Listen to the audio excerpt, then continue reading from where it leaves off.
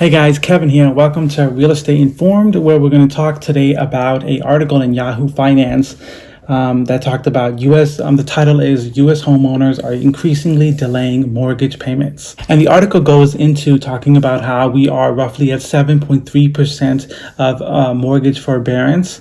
It talks about how $841 billion worth of mortgages payments have not been paid. So that's a real drastic hit to the banks. The most interesting part about this article is that down here it said that the total mortgage forbearance right now is about 7.3%, and then Celeste Millay Brown, a Fannie Mae chief financial officer, said that rate could double in May, as we're in May 1st today. So basically we're looking at 7% now. We're at 7.3%. It'll double by May 1st, which is today. So we're looking at 14 to 15%. By the mid-May, because technically you have till mid-May to actually do your mortgage. So you're looking at about 15 to 20%, about 1/5 of mortgages will now be in forbearance. And that's 2 months of being in this pandemic, April 1st and May 1st. So June 1st isn't looking that great. And then look at it from another outlook of April, which mortgage forbearance was at 7.3%. May, they're expecting it to double. And could you imagine June? And then on the other spectrum is that they're not opening up the economy right now. Some states are, but most states aren't. And, Washington State, they're talking about late May, maybe early June. They're going to make an announcement today. So, I'll be, listening for that. But it just shows you that it's 15 to 20%, about 1/5 of all mortgages are in forbearance. This won't be such a real estate issue as it will be a mortgage issue, hence relating to real estate. So you're wondering, how does this affect real estate? It affects real estate as in that people who own their houses right now, the house values aren't decreasing, but the fact that they can't make their mortgage is causing an issue for the banks. And when it's causing an issue for the banks can't then take your loan and sell it off to other investors, because nobody wants loans that are in forbearance.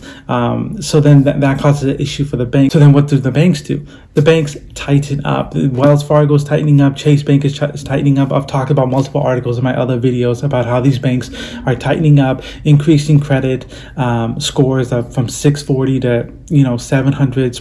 Wells Fargo's at 720 right now. Wells Fargo's is not doing any more Helix anymore. Chase wants at least 20% down. So you could see the tightening that the mortgage market is going to do. So that's going to cause a mortgage crisis. That in turn is going to, when the market economy does open up and houses go back up for sale, the buyer pool shrunk significantly. And when you shrink the buyer pool, it becomes a supply and demand issue. More listings than buyers. And and the reason I'm saying why there's a shrinkage of buyer pool is because, before you could get a loan, at 5%, 10% down, conventional, not FHA, but 5%. Chase has done away with that. They don't want, they want a minimum payment of 20% down. So that causes problems, and that reduces your buyer pool. Then you go into credit scores. At pre-pandemic, they were lowering credit scores. You could get an FHA loan at 500. You would have to put 10% down. You can get it at 500 credit score, and you at 580 credit score, you could do 3.5% down. Now, conventional mortgages, Wells Fargo, Chase, they're increasing their credit scores so that, before you could do it at like 640, 680. Now they want 700, 720. And shrink the buyer pool so that now when properties hit the market, you don't have as many buyers, which means that you're not going to find, buyers that, can't afford your house. So you get low offers. You'll have to reduce your price. And then you'll see the after effects of that. And guys, real estate isn't instant. You're going to see this 2, 3, 4 months down the line as prices reduce. But what I would say is keep your credit scores high. Make sure you have enough 20% down at least, and 25% down if you're investing, such as like a duplex or a fourplex, something that you're not going to live in.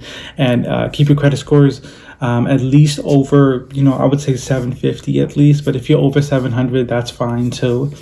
And I know some people are out of a job, this or that, but what I would say is try your best to keep the credit and your down payment money ready to go.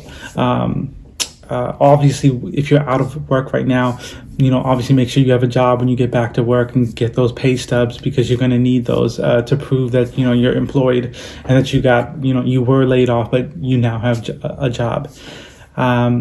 So just be out on the lookout for that, guys. That's my video for today. If you have any questions, please leave them in the comments below. I'll answer them on my next video. Please thumbs up and subscribe. Thanks, guys.